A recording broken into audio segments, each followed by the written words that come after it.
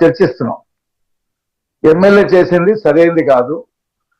MLA అవైతుడిగా ఉండటం ఏదంటే పెళ్లి చేసుకోవాలి. ఈ రకమైనటువంటి పద్ధతులు ఆ ఎమ్మెల్యేకి సరిపోదు.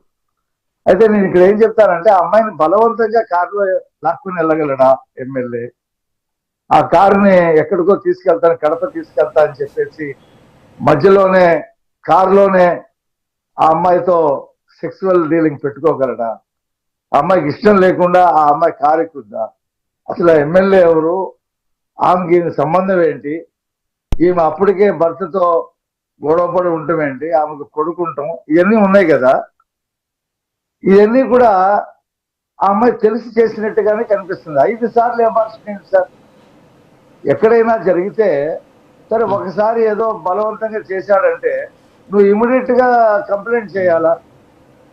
నువ్వు చదువుకున్న దానివి కదా, ఎంప్లాయ్ కదా, మరి నువ్వు ఆ రోజు ఎందుకు నోరు మూసుకుని కూర్చున్నావు?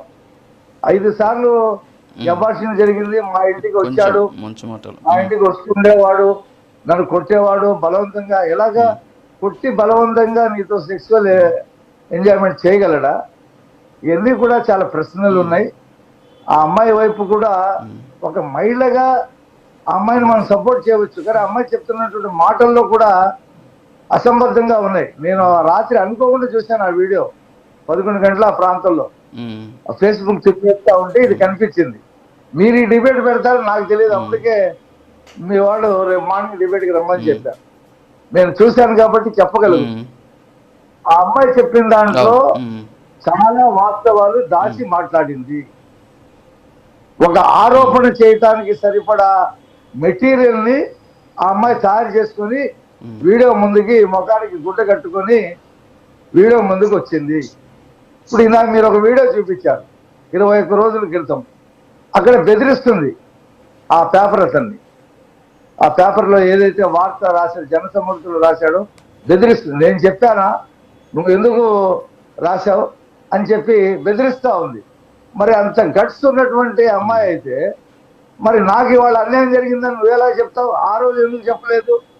నువ్వు ప్రెస్ మీట్ పెట్టి ఈ పేపర్లో ఈ వార్త వచ్చింది, ఇది నిజం కాదు, ఇతను అబద్ధం రాశాడని చెప్పి చెప్పాలి కదా. నువ్వు అతన్ని బెదిరించడం ఏంటి, కొట్టడం ఏంటి మీ వాళ్ళు? కాబట్టి ఇన్ని కూడా చాలా ప్రశ్నలు ఉన్నాయి దీంట్లో. ఇదే ఫెయిర్ కేసు ఏం కాదు. దాని మీద పవన్ కళ్యాణ్ గారు ఆ ఎమ్మెల్యే మీద చర్య తీసుకోవాలి. నేను అందులో ఖచ్చితంగా చెప్తా ఉన్నాను. ఆ ఎమ్మెల్యే కూడా తగదు. అయ్యా బాబు అరబోస్ శ్రీధర్, పెళ్లి చేసుకోవయ్యా, పెళ్లి చేసుకొని కాపురం చేసుకో. ప్రజలు నీకు ఒక బాధ్యత అప్పచెప్పారు, శాసనాలు చేసేటువంటి వ్యక్తిగా పంపించారు. ఇదేం పని అని నీకు? ఇదేం పని?